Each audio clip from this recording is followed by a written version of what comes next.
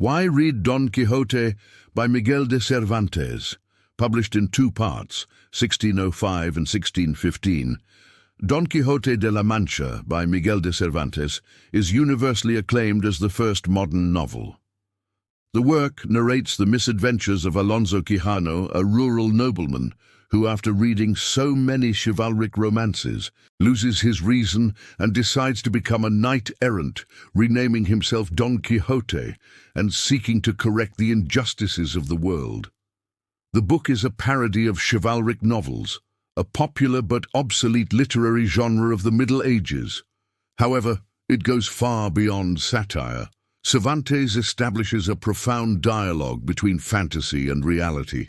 Quixote's madness, which transforms windmills into giants and inns into castles, is the driving force behind the critique of a society in transition, where chivalric idealism no longer found a place.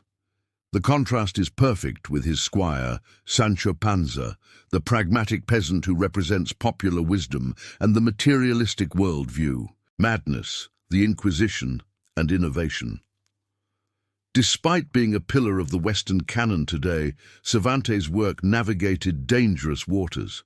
The Spanish Inquisition was omnipresent and rigorously censored books that questioned faith, morality, or power.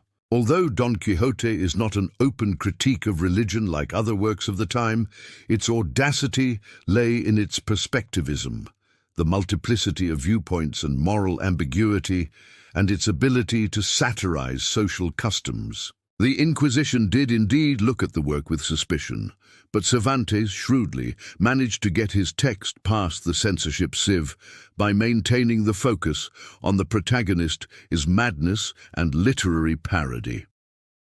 The phenomenon of Quixotism. Cervantes was the first to use a meta-novel.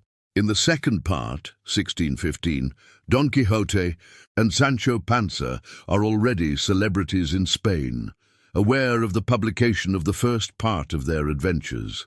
They even encounter a pirated book, The False Quixote of Avellaneda, which forced Cervantes to hasten the conclusion and kill Quixote to guarantee the authenticity of his work. The legacy of Don Quixote is the birth of an entire literary genre that explores individuality and psychological complexity.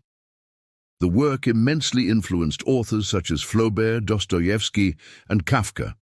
The term quixotic, idealistic to the point of being impractical, remains alive to this day, symbolizing the eternal and necessary struggle of the ideal against brutal realism.